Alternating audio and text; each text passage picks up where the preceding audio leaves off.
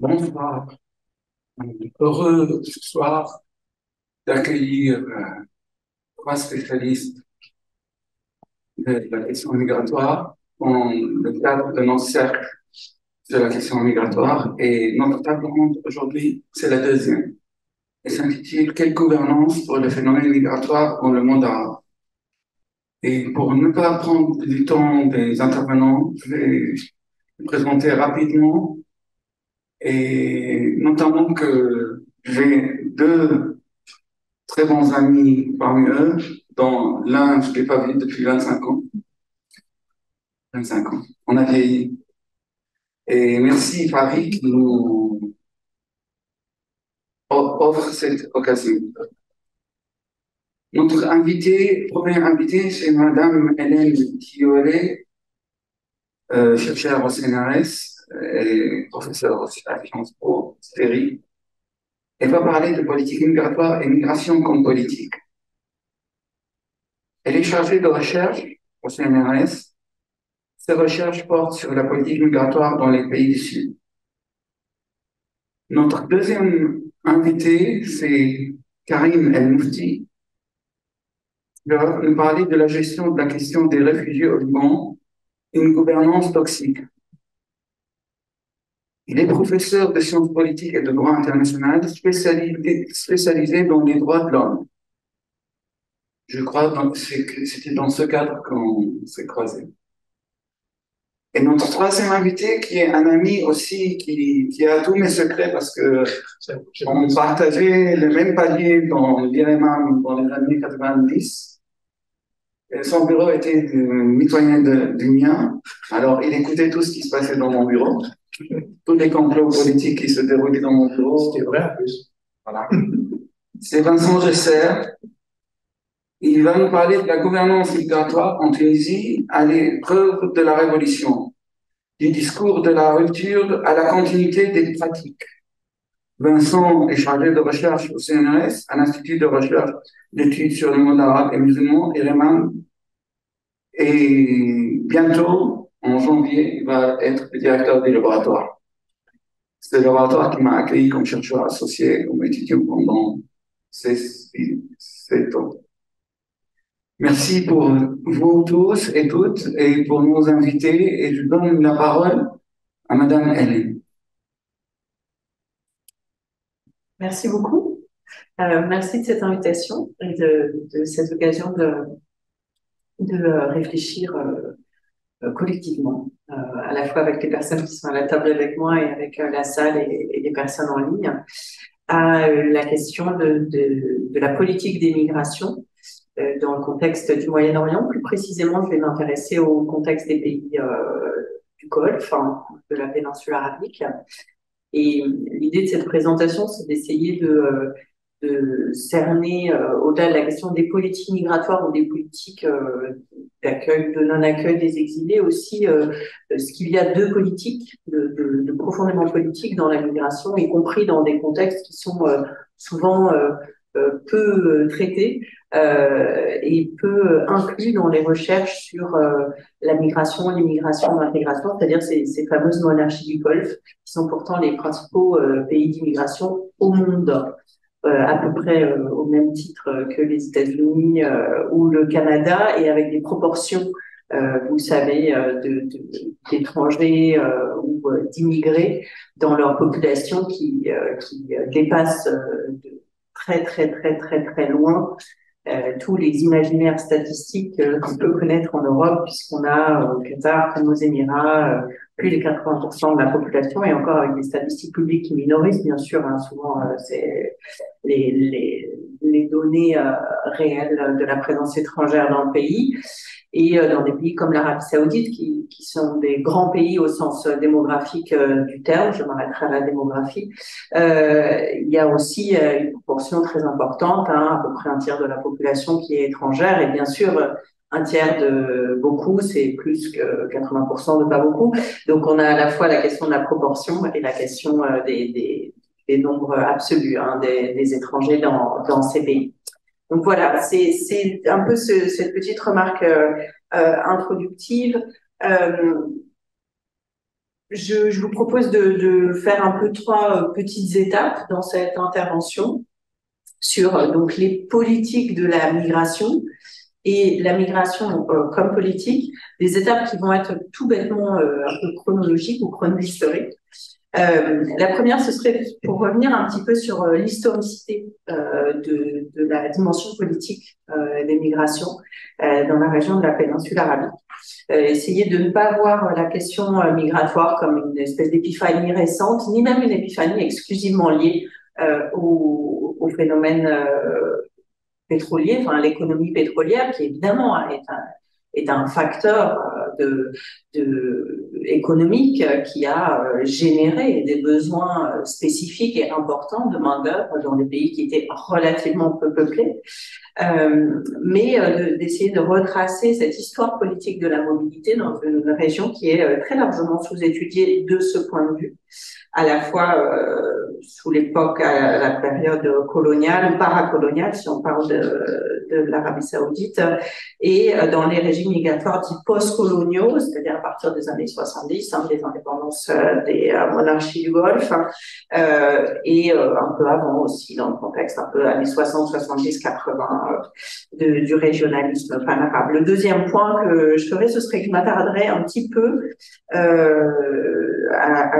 en m'appuyant sur des articles que j'ai publiés sur cette question, sur ce qui s'est passé depuis le début des années 90, c'est-à-dire la quête du contrôle des migrations qui s'est déployée dans l'action publique au sein des monarchies du Golfe, en particulier en Arabie Saoudite.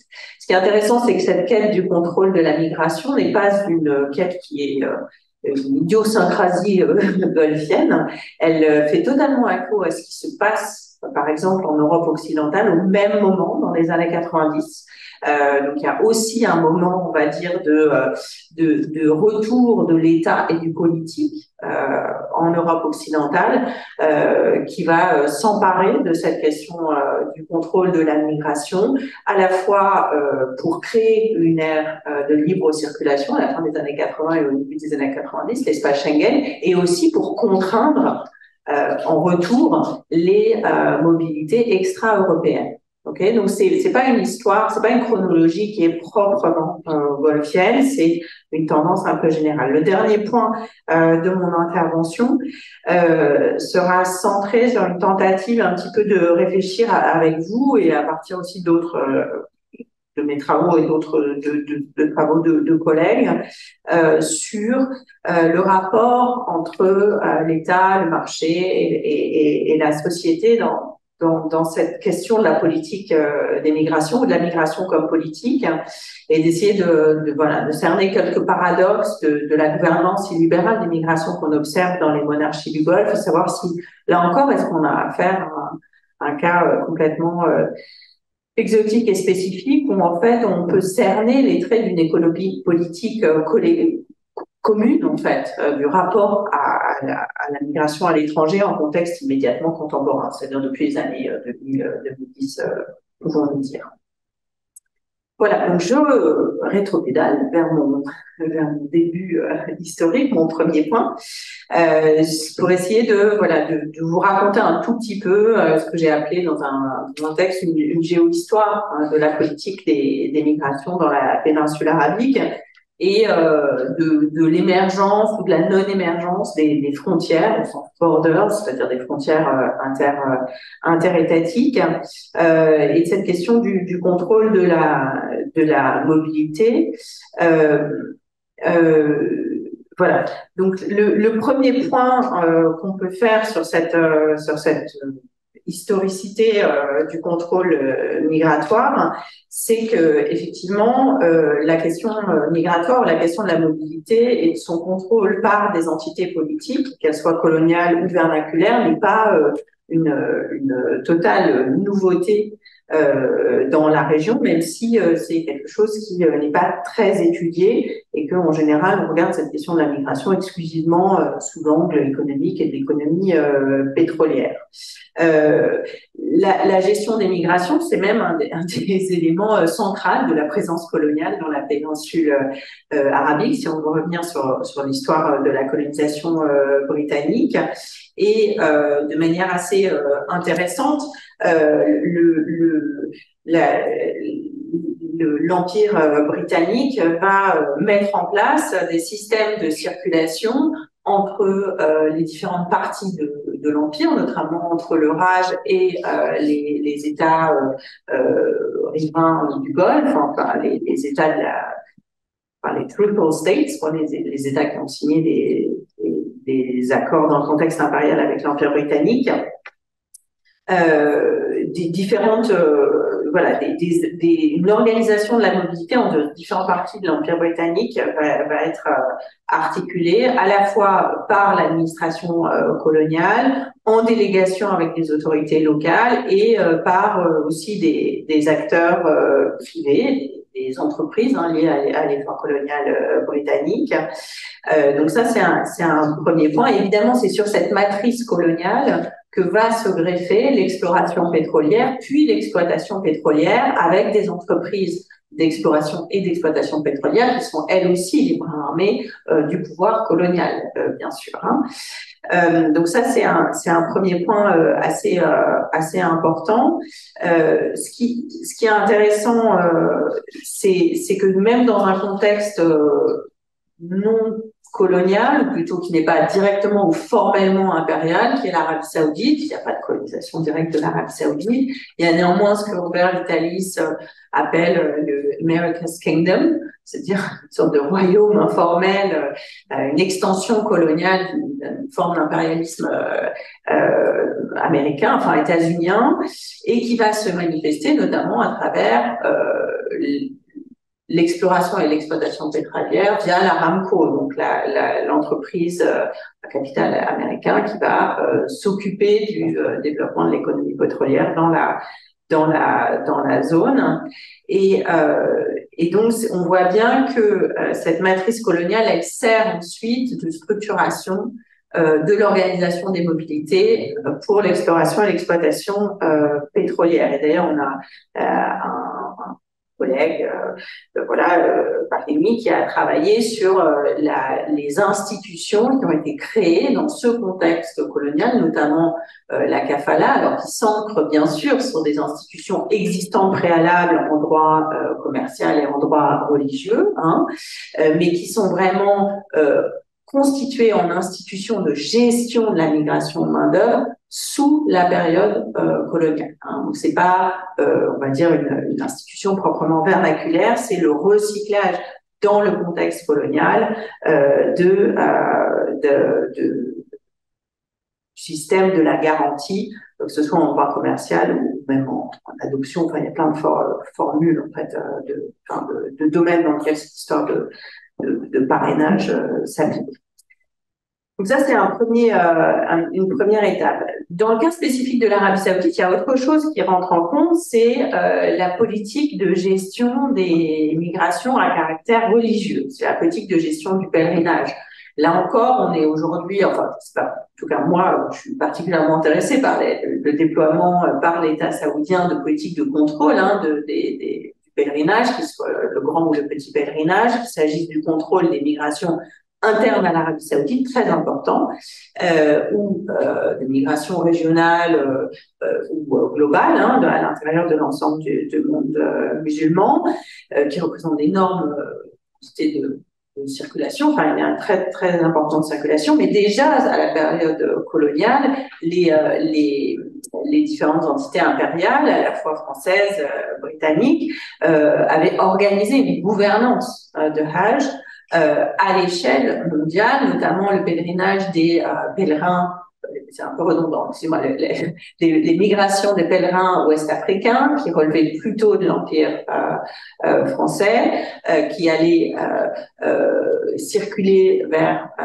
la péninsule arabique. Donc, il y a eu des conférences au 19e siècle pour organiser ces migrations entre les différents empires, avec notamment des choses qu'on connaît bien maintenant grâce au Covid, c'est-à-dire des règles sanitaires, des règles de quarantaine, donc une gouvernance y compris sanitaire de cette mobilité qui allait avec des permis alors, quel est le verbe pour faire le pèlerinage?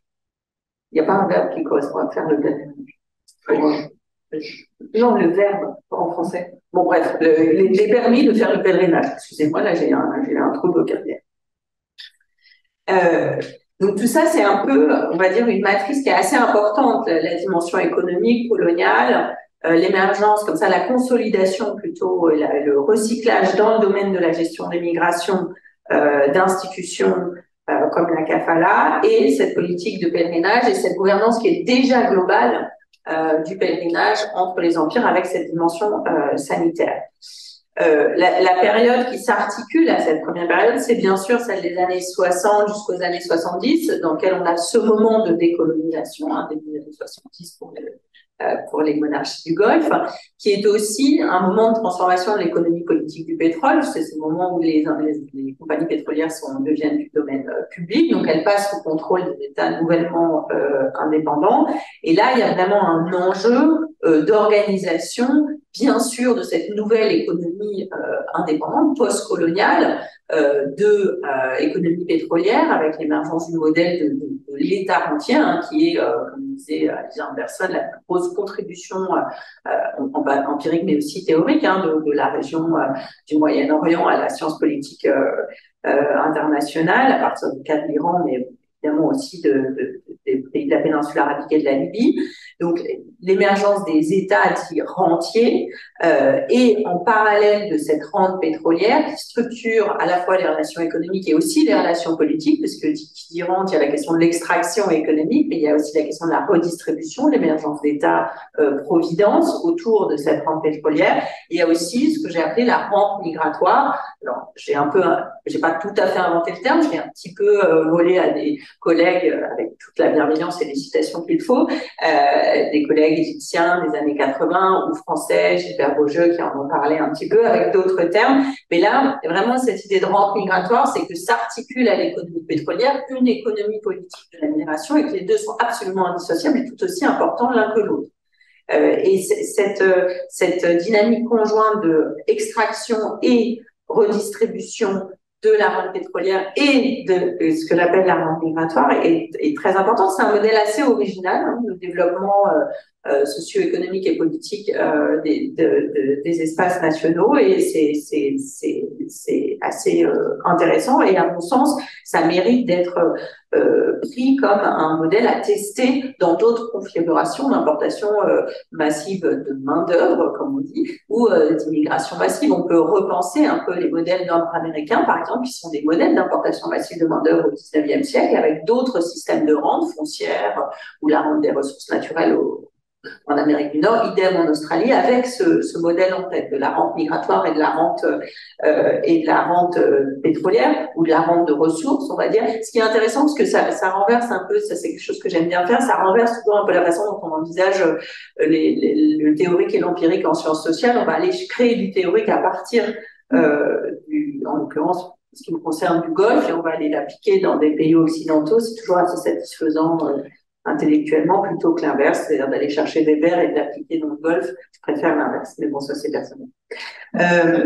Donc là, on a vraiment un enjeu intéressant à l'échelle domestique de structuration de ces sociétés, du rapport entre le marché, l'économie, le politique, les sociétés, et aussi qui s'articule à l'échelle régionale, puisque c'est un moment où, en termes diplomatiques, l'organisation de la circulation de la main-d'œuvre vers ces économies qui sont très consommatrices de travailleurs et de travailleuses, quoi qu'on en dise, va être un modèle régional qui est articulé fortement et explicitement à l'idéologie pan-arabe. C'est-à-dire que c'est pas du tout un modèle qui est neutre politiquement. C'est un moment d'hyperpolitisation de la mobilité. le parallèle, c'est évidemment la construction de l'espace Schengen dans le contexte de l'intégration régionale européenne. Ou un autre parallèle avec lequel je suis peut-être encore plus familière, c'est la construction de la libre circulation dans l'espace ouest-africain autour de ECOWAS et de l'intégration régionale ouest-africaine. Hein. Donc en fait, on a vraiment un effet très très fort. Alors après, en termes de régulation explicite et objective, par exemple texte de loi, accord de libre circulation, c'est pas de ça dont on parle. On n'a pas d'accord de circulation comme on a au sein de l'ECOWAS ou au sein de l'espace Schengen un peu plus tard. Mais de fait, et ça, d'autres collègues ont travaillé sur les années 70-80, de fait, il y a une libre circulation des travailleurs arabes entre les pays de la région Moyen-Orient à cette période-là, c'est-à-dire fin des années 60 jusqu'au début des années 90. Libre circulation de fait, comment on la mesure? Dans les statistiques, évidemment, on regarde combien de travailleurs viennent d'où, et on regarde aussi, après, les difficultés d'obtention de visa ou pas, etc. Donc ça, c'est assez bien documenté. Donc, une libre circulation de fait et pas en droit. Alors, c'est intéressant, parce que ça, c'est quand même on va dire une configuration assez spécifique par opposition à ce qui arrive un peu plus tard dans la zone européenne ou qui arrive au même moment dans la zone africaine. Il y a des choses beaucoup plus formalisées en termes d'accords de libre circulation. Hein. Là, on reste dans du politique implicite, mais paradoxalement implicite en termes de régulation, mais hyper politisé, avec un discours et une charge idéologique très forte autour de l'identité arabe. Et ça m'amène à un point qui n'est pas un point, enfin qui est un point non trivial dans cette affaire-là, c'est que puisque c'est l'intégration régionale arabe comme projet politique, hein, pas arabe au sens ethno-identitaire, mais comme projet politique régional qui détermine la capacité des individus à circuler, qui détermine aussi les relations économiques et politiques entre États, des composantes, on va dire, peut-être un peu moins évidentes de cette région arabe vont pouvoir s'intégrer à ce marché du travail largement intégré. Je pense en particulier aux Érythréens sur lesquels j'ai travaillé et au fait que les travailleurs érythréens, dans le cadre de la guerre de libération de l'Érythrée contre l'Éthiopie, vont revendiquer l'étiquette ou l'identité de guerre de libération arabe contre un occupant colonial africain éthiopien et de fait être intégré dans cet espace de libre circulation, ce qui veut dire en termes très simples, c'est que les Érythréens vont pouvoir circuler dans la région. C'est aussi intéressant parce que cette libre circulation très politisée fonctionne pour l'immigration de main-d'œuvre ou dite économique, mais elle fonctionne aussi pour les flux de réfugiés dans un contexte où il n'y a pas ou peu de pays qui ont signé la Convention de 1951. Il y a le protocole de Casablanca qui fonctionne de manière assez spécifique pour les réfugiés palestiniens, mais il n'y a pas de dispositif juridique qui régule l'asile à l'échelle de la région. Or, la migration de main-d'œuvre et cette circulation régionale extrêmement politisée va permettre d'intégrer dans cette facilitation de la mobilité du passage des frontières les Érythréens, bien sûr, mais aussi à d'autres moments les Irakiens. Enfin, donc, il va y avoir aussi cette facilité politique va jouer aussi pour des individus ou des groupes qui relèvent plutôt de la migration forcée.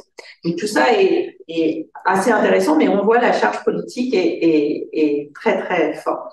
J'en viens à mon deuxième point, parce que je me suis un peu attardée sur cette période coloniale et post-coloniale. Donc, le deuxième point, c'est sur la période des années 90 et jusqu'au printemps arabe. Là, on a effectivement un moment où, dans les monarchies du Golfe, il y a un sursaut un peu souverainiste sur la question du contrôle des frontières, qui est effectivement directement lié à la crise de 91, donc l'occupation de Koweït par l'armée irakienne, qui génère une prise de conscience de l'insécurité socio-économique des pays du Golfe face à leur dépendance, qui va être qualifiée comme une dépendance démographique et économique à l'immigration. Non pas que cette dépendance n'existait pas avant, mais elle commence à être politisée, c'est-à-dire elle apparaît dans les médias,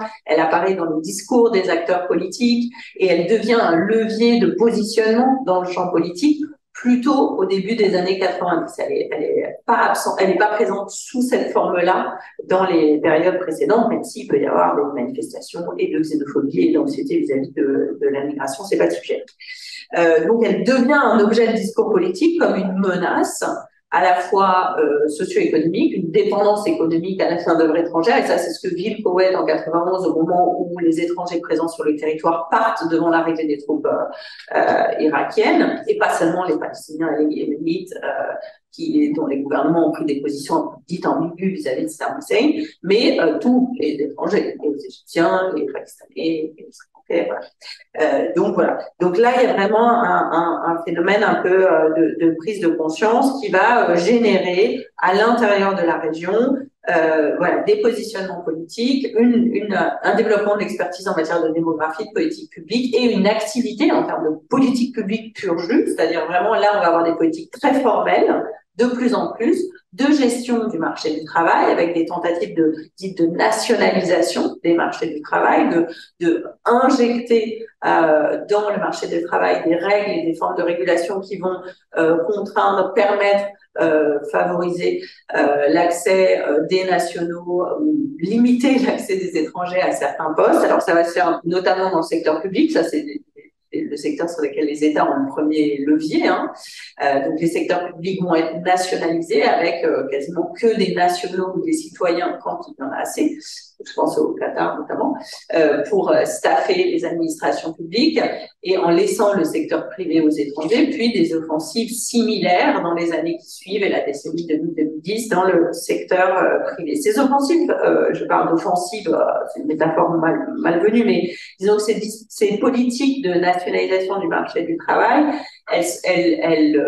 elles échouent relativement dans le secteur privé pendant près de 20 ans. Elles commencent à porter un peu leurs fruits là ces dernières années. Mais en fait, c'est intéressant parce qu'elles renforcent ce que j'ai appelé la rente migratoire. C'est-à-dire que dans le secteur public, on va avoir l'intégralité du secteur public qui devient un nouveau canal de redistribution de la rente pétrolière avec des nationaux qui sont salariés du public, donc qui reçoivent en gros une rente directe de l'État, et les étrangers qui sont plutôt salariés du privé, et avec des mécanismes intéressants quand il n'y a pas assez de citoyens pour staffer le secteur public ou qu'il y a des questions de gap de différence de compétences, le phénomène des travailleurs de l'ombre, c'est-à-dire on va employer deux personnes, un étranger et un national, un étranger qui a la compétence en espérant que le national va monter en compétence au contact de l'étranger. Et ça, c'est pas moi qui le dis, je veux dire, ce sont des théories de politique publique qui ont été explicitement présentées, notamment dans le cadre des textes de réglementation que j'ai étudiés dans le cadre saoudien. On voit la même tentative de contrôle et le même dispositif de contrôle qui se manifeste aussi. Alors, encore une fois, c'est pas anecdotique, sur les mobilités liées au pèlerinage. Donc là, j'avais rassemblé quelques chiffres. Il y a 1,3 million de pèlerins pour le grand pèlerinage à la fin des années 90, près de 2 millions en 2019-2020, 2 millions de personnes qui sortent. C'est pas mal. Et plus 600 000 pèlerins intra-saoudiens. Donc, en termes de volume, de gestion de flux, c'est jamais vu. Enfin, ça n'existe nulle part, en fait, sur la planète. Nulle part. Annuel, chaque année. Voilà. Et puis, alors après, petit pèlerinage, là, on est encore mieux, c'est 11,5 millions de personnes chaque année en circulation. Donc ça, on est bien. Pour les intérieurs, pardon, excusez-moi, pour la pèlerinage intérieur, pour la circulation intérieure, et 7 millions pour les étrangers. Donc en fait, c'est des flux, c'est une gestion de flux qui est absolument énorme, même par rapport à la capacité de la gestion du pays. Donc ça, voilà, c'est assez intéressant. Donc moi, j'ai pas travaillé directement sur ce que ça fait en termes de politique publique, en termes d'urbanisme, les transformations monumentales que subissent la région de Jeddah, si j'ai travaillé dessus, mais aussi la Mecque, Médine. Je pense qu'il y a vraiment un travail à faire d'exploration urbanistique en lien avec ça qui est très intéressant. Dans la dernière séquence qui s'ouvre, ce qui est intéressant, c'est que les leçons de la séquence des années 90, début des années 2000, c'est à la fois des tentatives, des offensives politiques, de politique publique, le marquage, on va dire, de certains acteurs, je pense notamment au ministre de l'Intérieur saoudien dans les années 90-2000, qui vont utiliser la migration comme vecteur de polarisation politique. Ça, c'est bien, c'est partout, ça se passe de la même façon. Et comme tremplin aussi pour créer du capital, on va dire, politique au sein de la population saoudienne en utilisant la peur de l'étranger, la menace de la dépendance démographique, la menace existentielle et culturelle. C'est la même chose aux Émirats arabes unis. Donc, il y a vraiment des scènes politiques qui fonctionnent sur les mêmes ressorts d'instrumentalisation que la France, par exemple, où les partis d'extrême droite vont utiliser les mêmes ressorts, la Hongrie, etc. On a vraiment les mêmes systèmes, alors qu'on n'est pas dans des systèmes de compétition électorale démocratique. Mais bon, c'est intéressant. On le voit à l'intérieur, par exemple, de la famille saoudienne. L'analyse est assez explicite. Mais il y a aussi une dimension internationale qui est le positionnement progressif, notamment dans la troisième séquence, c'est-à-dire à partir des années 2000 et 2010, 2020, des monarchies du Golfe sur la scène publique internationale et la tentative de maximiser aussi leur capital symbolique et politique à l'échelle internationale, qui va passer en partie, pas de manière centrale, mais en partie par la tentative de normalisation de leur gouvernance des migrations. Normalisation, je mets ça tout à fait entre guillemets, c'est adopter les codes de l'action publique internationale, essayer de rentrer dans les clous de certaines conventions internationales sur les droits des étrangers, des travailleurs, etc. Ça ne concerne pas que les étrangers, ça concerne aussi le droit du travail, on va dire vernaculaire pour tout un chacun. Et tout ça fait écho à toute la diplomatie publique autour des grands événements sportifs, culturels, la construction d'une réputation internationale de ces pays. Et voilà, le droit du travail, les réformes du droit du travail en interne font aussi partie de ça. Et il y a aussi une autre dimension dans cette diplomatie publique, quête de réputation internationale, de normalisation, de mainstreaming, qui a des déterminants externes, mais qui a des conséquences internes. C'est aussi une minute? 5 minutes. Ah, parfait. Il y a aussi une dimension qui est très importante, c'est la dimension aussi de plus en plus explicite de ce que mes collègues, Fiona Adamson, Géraldine Rapace et moi-même appelons la diplomatie migratoire.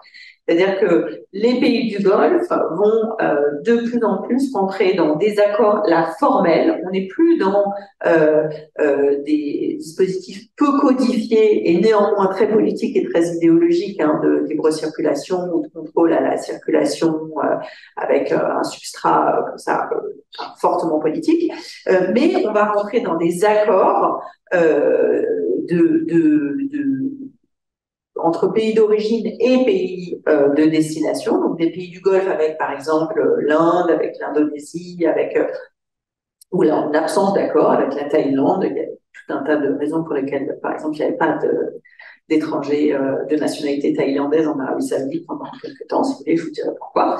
Et donc, il y a le développement explicite et formel d'une diplomatie migratoire pour gérer pas seulement la dépendance de ces pays à une main-d'œuvre étrangère, mais l'interdépendance, c'est-à-dire le fait que les relations politiques entre pays de destination et pays d'origine vont essayer de gérer les flux de main-d'œuvre. Donc, du côté des pays d'origine, il s'agit par exemple les Philippines, il s'agit d'essayer de pousser pour avoir des accords de protection des travailleurs, donc, influencer dans les monarchies du Golfe les réformes du marché du travail, mais aussi des accords sur les salaires minimums, qui en fait est vraiment le nerf de la guerre. Le droit, c'est quand même important, on ne peut pas non plus décapiter trop de bonnes Philippines, mais c'est plus important si elles gagnent plus d'argent. Pourquoi? Parce qu'elles renvoient plus d'argent au pays. Donc il y a quand même là la gestion politico-économique d'une interdépendance économique très forte entre les pays d'origine dont les diasporas sont très largement situées dans les pays du Golfe. Je pense à l'Inde, je pense au Sri Lanka, je pense au Pakistan, je pense au Népal, je pense donc aux Philippines, à l'Indonésie, voilà, et bien sûr aux pays de la région, hein, à l'Égypte, qui sont les pays historiques hein, d'origine des travailleurs étrangers, mais il y a quand même là quelque chose d'assez important. Toutes ces relations diplomatiques entre le Golfe et l'Asie du Sud, notamment, vont se développer dans un contexte où la part des travailleurs arabes dans les monarchies du Golfe a baissé assez brutalement en 91 du fait du départ des travailleurs de la région du Koweït, mais aussi des évictions, hein, des déportations en provenance d'Arabie Saoudite, des travailleurs palestiniens et yéménites. Et c'est ces mouvements de déportation ou d'expulsion extrêmement brutaux qu'on va retrouver au moment d'une seconde crise, qui est celle du printemps arabe de 2011. Donc là, à nouveau, avoir des déportations très brutales, toujours de travailleurs yéménites, hein, en Arabie Saoudite, mais aussi dans d'autres pays, mais aussi, qui n'ont rien à voir avec les prétendants arabes, de travailleurs éthiopiens, érythréens et somaliens depuis l'Arabie Saoudite. Donc, il y a quand même un usage qui est fait de plus en plus explicite, à la fois de la politique internationale, par des accords sur les échanges de main-d'œuvre, un peu de droit international, soit sur le papier, soit en pratique, surtout sur le papier à ce stade, avec des difficultés de mise en œuvre dans les contextes nationaux, et une brutalisation des politiques en interne, avec de plus en plus d'expulsions, qui ne vont pas avec une attrition ou un affaiblissement de la part de la population étrangère, parce qu'il y a beaucoup plus d'expulsions, mais il y a aussi des frontières qui sont toujours très ouvertes et beaucoup de gens qui rentrent. Donc on n'a pas de baisse relative de la part de la population étrangère dans cette région. Au contraire, malgré les discours anti-immigration, malgré les politiques dites de nationalisation du marché du travail, malgré ces expulsions massives, hein, on a 1 million de personnes à peu près expulsées après 91, essentiellement des Yéménites. On a à nouveau 600 000 personnes expulsées en 2013, à nouveau un peu plus encore en 2015, en 2017, qui sont les gros moments de campagne d'expulsion à la fois en Arabie Saoudite et dans les Émirats. Malgré tout ça, il y a quand même une augmentation de la part relative de la population étrangère dans le Golfe. Donc ce point m'amène à mon dernier point, qui est un peu bêtement statistique. Quand la part d'une population étrangère augmente dans un contexte donné, il y a 2 sources possibles. Ces sources, c'est soit le flux, c'est-à-dire qu'il y a plus de gens qui rentrent qu'il y a de gens qui sortent, soit des petits quiz, des naissances. Voilà. Et donc, il y a quelque chose qu'on observe assez peu et dont on parle très très peu, c'est que dans les monarchies du Golfe, il y a des gens, et pas peu, qui naissent étrangers et qui le restent, et qui naissent néanmoins. Donc, je finirai mon intervention là-dessus. La dernière dimension de la relation entre la politique et la migration dans les pays du Golfe, c'est la question de l'installation des secondes générations et de l'intégration. Alors, on ne parle pas d'intégration au même titre où on l'entend dans le contexte français, mais de toute façon, l'intégration, c'est bien, ça n'a jamais le même sens nulle part, donc ça, on est assez tranquille. Mais en revanche, avec des collègues, anthropologues, et en Arabie Saoudite, on a eu l'occasion de travailler sur les formes d'intégration informelle, mais très, très explicite, enfin, très informelle, mais explicite, et surtout efficace, des étrangers, soit sur la longue durée, soit à travers leurs enfants, voire les 2e, 3e générations. On a effectivement, en Arabie Saoudite, moi j'ai vu des entretiens qualitatifs, mais j'ai aussi des données statistiques quantitatives sur les 2e, 3e générations d'étrangers. Alors, c'est vrai, largement plutôt des étrangers issus des diasporas arabes, donc des enfants d'Égyptiens qui sont techniquement égyptiens, enfin, ils sont nés à Riyad et ils parlent le dialecte neige, ce n'est pas forcément ce qu'on a envie de faire dans la vie, bon, c'est comme ça, ou des enfants issus de parents iraniens ou pakistanais, nés à Jeddah ou nés à Dammam, qui parlent effectivement, enfin voilà, qui sont dans des processus d'intégration, eux-mêmes se sentent dans des entre-deux en termes identitaires et nationalitaires, mais qui sont, je pense, un enjeu extrêmement important et qui sont pas du tout traités comme tels dans les sciences sociales, a fortiori dans les études migratoires, complètement oblitérées. C'est une non-question. Il y a une sorte de prise au premier degré de l'idée que les pays du Golfe accueillent des travailleurs étrangers et rien que des travailleurs et des travailleuses étrangères. Mais comme nous l'ont bien appris nos collègues qui ont travaillé sur l'Allemagne dans les années 60 avec les Gastarbeiterprogramm ou sur les États-Unis avec les programmes de Braceros avec les Mexicains, il n'y a rien de plus permanent qu'un travailleur temporaire étranger et ses enfants. Et donc, c'est un peu sur cette dernière remarque que je me permets de clore cette intervention. Merci. Il y a deux solutions, ou bien on ouvre le débat, ou à la fin des trois, après les trois. Alors, notez, moi, je n'ai rien pour noter, mais j'ai déjà.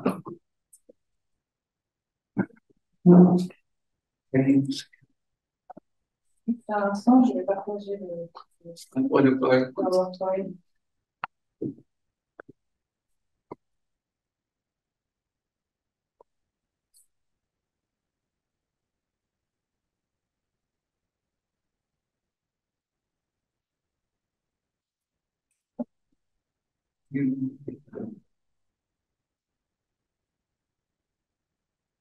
Oui.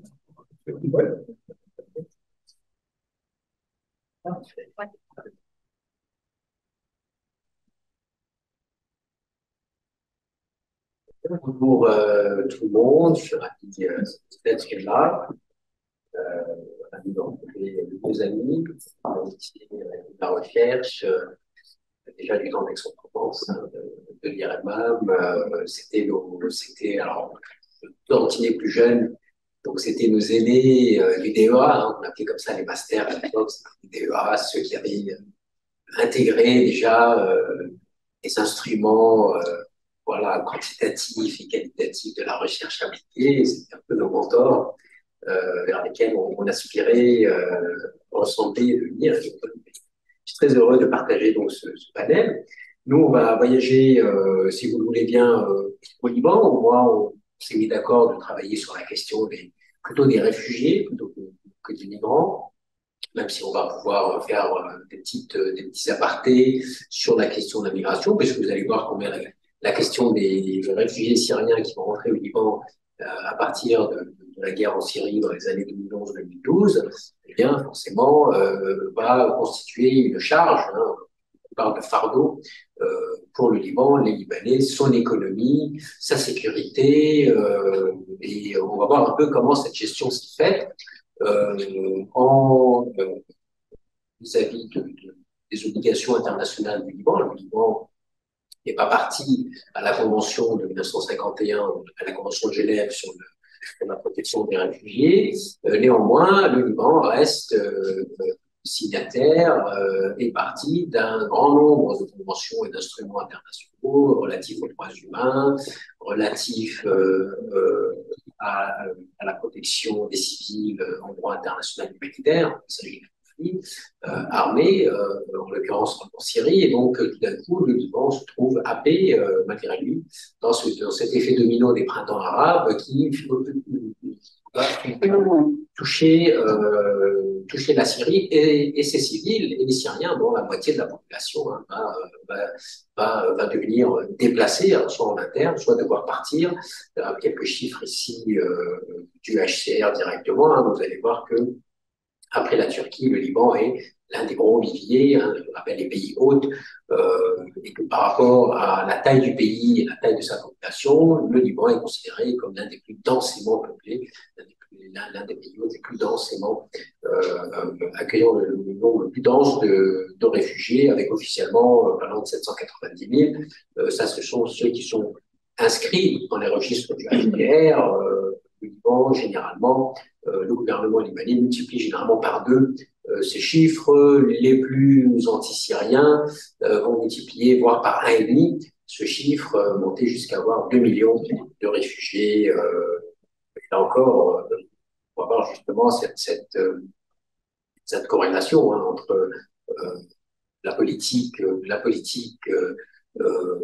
non-politique, hein, ce que j'avais déjà appelé moi en 2014, puisque lorsque cette crise heurte la Syrie et par ricochet le Liban, moi j'étais directeur de la clinique juridique des droits humains à la fac de droit de la sagesse, hein, donc je suivais ça de près. Il y avait tout un réseau d'ONG, d'organisations, le HCR déjà, qui voyait d'un œil assez inquiet le fait que le Liban ait décidé, lorsque le flux, vous voyez la carte, hein, ça va très vite, en l'espace d'un an, hein, il y a un vrai peuplement, surtout le Liban, de ce qu'on appelle les informal settlements, hein, c'est-à-dire des sortes de campements provisoires, informels, qui ne sont pas des camps, on va en parler, pas des camps de réfugiés, hein, ce sont vraiment des regroupements de population où ils vont louer des terrains, et ensuite s'installer dans des tentes et s'étendre petit à petit. Hein, on a parlé là du temporaire qui se transformait en permanent. Ben là, on est un peu dans la même situation, hein, plus de 10 ans.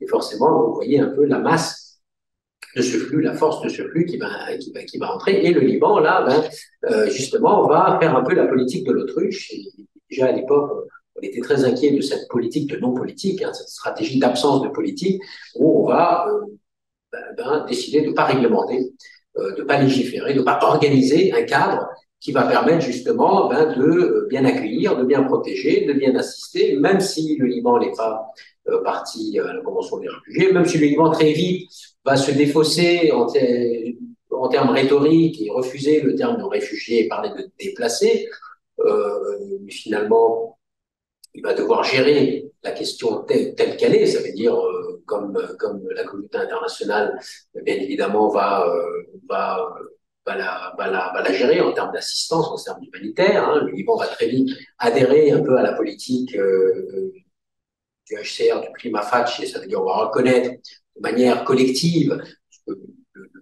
l'accès au statut de réfugié est un mécanisme individuel, c'est un processus individuel.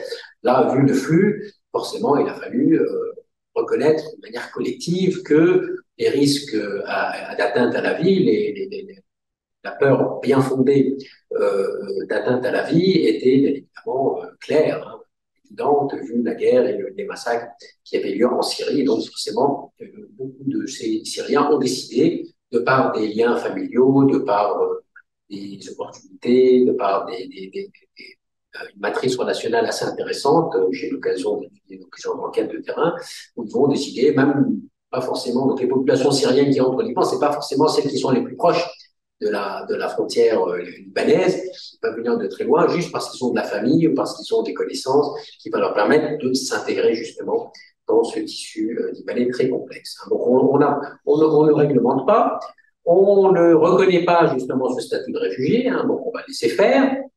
Cette politique de laisser faire, elle est très emblématique de la politique du Liban. Hein. Il faut savoir que même à l'époque, alors aujourd'hui le Liban est dans une situation qu'on appelle vraiment de déliquescence avancée, hein, un vide monumental à l'échelle des institutions étatiques, il n'y a pas de président, le gouvernement est un gouvernement des affaires courantes, le Parlement a du mal à légiférer, il n'y a plus de gouverneur de la Banque centrale, il y aura bientôt plus, là, dans quelques jours, de chef de l'armée, et donc le Liban, depuis 2019, est frappé d'une très lourde crise économique, financière, monétaire, une grosse dévaluation de sa monnaie, une hyperinflation qui a complètement appauvri les classes moyennes libanaises, qui a causé des dommages incommensurables à l'échelle de la population.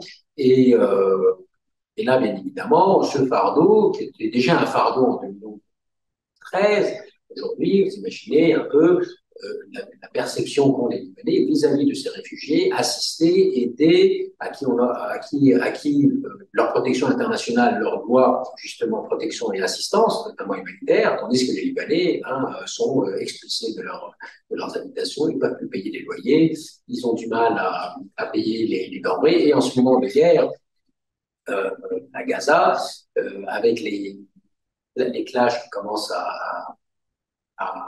à toucher le Liban dès le 8 octobre, eh bien, les Libanais commencent déjà à stocker des réserves avec la crainte que le marché noir, un peu comme en 2006, la guerre entre l'Hezbollah et Israël, comme en 2006, que le marché noir reprenne le dessus. Et là, à ce moment-là, c'est plus l'hyperinflation, on est dans un autre ordre de grandeur. Voilà.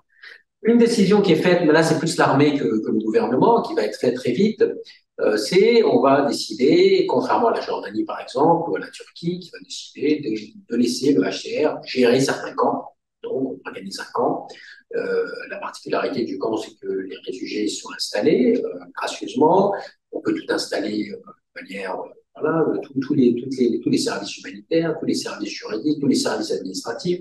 Bref, si vous visitez le camp Al-Zardari nord de la Jordanie, bon, bah, il y a même le cheikh, l'imam, voilà, qui a des permanences, qui peut officier des mariages, officier des divorces, qui, là, les réfugiés savent quand il est là, et il peut justement, payé par les ONG, il vient et il officie justement les actes administratifs au droit musulman, etc. Au Liban, l'idée de camp est traumatisante, hein, les camps palestiniens, même si les réfugiés syriens, eux, vont s'accaparer, bien sûr, énormément de logements dans ces camps palestiniens, justement, où les Palestiniens vont sous-louer leur bâtisse, leur chambre, alors, je pense qu'on pourrait appeler ça des logements d'ailleurs, hein, donc le dit, à des familles entières de Syriens, pour pas grand-chose, pour histoire d'avoir un petit complément de revenus. Donc le fait qu'il n'y ait pas de camp, donc forcément déjà ça met une pression sur les familles syriennes, à savoir il faut payer le logement. Donc là, HCR très vite est sous la pression et le gouvernement, lui, laisse faire. Et les Syriens, eh bien, justement, sont dans l'air du temps, c'est-à-dire ils se débrouillent, hein, puisque justement, s'ils sont là, c'est parce qu'ils connaissent du monde, parce qu'ils s'intègrent, parce qu'ils vont justement travailler très vite et essayer de payer au moins cette partie-là de leurs obligations qui n'est pas couverte par ce que peut l'assistance apportée par les organisations humanitaire. Donc, ce que va faire le Liban entre 2011 et 2015, justement, c'est ça, c'est on laisse faire les flux. Il faut savoir que la liberté de circuler existe déjà entre le Liban et la Syrie. Hein, donc là, c'est pas de facto, elle est en droit. Hein, il y a un traité de fraternité et de coopération entre le Liban et la Syrie en 91, où là, c'est la Syrie qui déjà, de par sa présence au Liban, va tenter d'ailleurs, va pouvoir voilà, se ponctionner un peu les flux de richesses qui vont arriver au Liban après pendant la période de reconstruction et qui va voilà, pouvoir, via la migration syrienne, hein, on parle de 400 000 travailleurs syriens à l'époque du Liban, qui vont pouvoir justement ponctionner un peu des devises, ponctionner des richesses et faire venir un peu cet argent, un peu cette rente, hein, de rente migratoire. Ben, la Syrie va jouer de cette rente migratoire pendant une quinzaine d'années jusqu'à que cette rente finalement elle reste Liban. Il y a tout un phénomène de chamboulement économique où finalement les réfugiés syriens qui généralement travaillaient et revenaient consommer ou dépenser cet argent en Syrie, tout d'un coup ils vont dépenser cet argent au Liban, ceux qui arrivent à travailler du moins. Et le Liban, lui, va très vite changer le fusil d'épaule et passer du laisser-faire à une approche sécuritaire assez stricte. Dès 2015, il va intimer le HCR d'arrêter d'inscrire les réfugiés syriens au Liban. Le HCR, au moment de la souveraineté libanaise, va laisser faire, alors qu'il gérait, c'était à lui de gérer justement le flux, c'est lui qui gérait justement les situations les plus vulnérables qu'il a fallu soutenir ou transférer dans des pays tiers, notamment en Europe ou en Amérique du Nord. Et donc le Liban, très vite, va voir dans la présence assez massive de réfugiés syriens, eh bien, une sorte de menace sécuritaire et va changer d'approche et va vouloir essayer, mais là, il est très en retard, bien évidemment, et c'est ça qui va justement aggraver la toxicité de cette gestion et ce qu'on va appeler une sorte de prédation d'État, où malheureusement les Syriens vont se transformer en bouc émissaire de tout ce qui va mal au Liban, de tout ce qui pourrait éventuellement toucher les problèmes du Liban. Finalement, on va jeter la pierre contre les Syriens. Mais à l'époque, on n'en est pas là. Il y a une sorte de délégation de responsabilité, parce que l'État libanais n'est pas très, on va dire, bien armé en termes de gouvernance. Comme il refuse de réglementer la question, forcément, il ne se donne pas les moyens de gérer, justement, comme l'a fait la Jordanie. La Jordanie a créé un département particulier, la Turquie aussi. La Turquie donnait imprimer des cartes spéciales indicatives à chaque réfugié. Le Liban, lui, de laisser faire, ce qui cause justement un peu par sa faute ce déficit sécuritaire, puisqu'il ne sait pas, finalement, moi, ces services de sécurité, très mauvaise appréciation de ce qui se passe dans ces campements informels, de ce qui se passe dans ces quartiers, de ce que font les Syriens, et de la peur de cette importation du conflit qui n'arrivera pas, mais la peur d'importation du conflit à l'époque, que, évidemment, parce que ceux qui arrivent au Liban, ce sont et des pro-régimes et des anti-régimes, c'est pas tous des anti-régimes qui viennent au Liban, et donc cette peur que finalement, peut-être cette confrontation va toucher aussi le Liban, ce qui n'arrivera pas, mais une grande partie parce que l'État, un peu dépourvu de moyens, va jeter cette délégation à la cellule de gouvernance la plus petite du pays, qui est la municipalité. On va demander aux municipalités de garder un œil, d'envoyer des rapports. Alors, il y a des questionnaires qui sont envoyés très régulièrement aux municipalités, avec comptage de la population, recensement, est-ce qu'il y a des problèmes, comment se passent les relations entre les Libanais et les Syriens entre eux, quels sont les voilà, et tout ça, ça remonte donc au centre, mais qui fait pas grand-chose de ces informations. Ce sont les municipalités qui vont gérer justement la mobilité, qui vont gérer les problèmes d'emploi, qui vont gérer les problèmes de logement, qui vont devoir gérer l'exaspération de la population, et c'est alors qu'elles ne sont pas du tout prêtes et pas forcément les instruments ni les outils pour ça. Une autre forme de délégation va se mettre en place par le Liban, le réfugié syrien, c'est bien évidemment toute la question de l'assistance. Le Liban n'a pas les moyens, donc forcément, il va laisser le HCR et toutes les agences onusiennes, le Programme alimentaire mondial, le PNUD, l'UNICEF, l'OMS, etc., intervenir très rapidement, mettre en place des politiques d'intervention, mettre en place des programmes d'assistance, de vulnérabilité, des femmes isolées, les enfants, voilà, tout un programme, et là c'est un des rares programmes assez de coopération entre le ministère de l'Éducation et le HCR qui fonctionne bien, c'est la question de l'éducation des enfants syriens, même si beaucoup de questions restent en suspens, ce qui fait qu'il y a juste une partie seulement des enfants syriens qui ont pu aller à l'école, qui continuent à y aller, tout simplement, par exemple, si personne ne pouvait payer le coût du bus pour aller se rendre du campement jusqu'à la localité qui est à 5 km.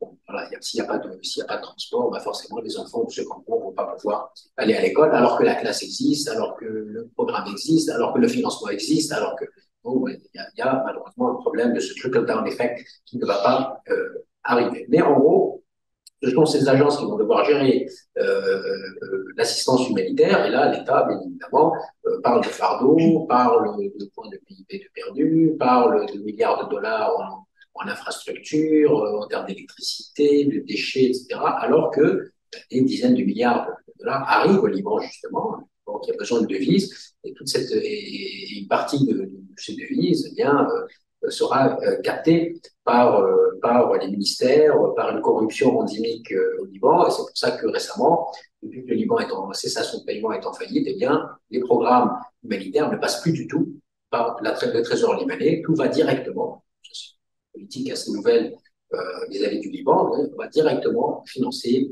les ONG, les organisations internationales, et non plus du tout en passant par le ministère des Finances libanais.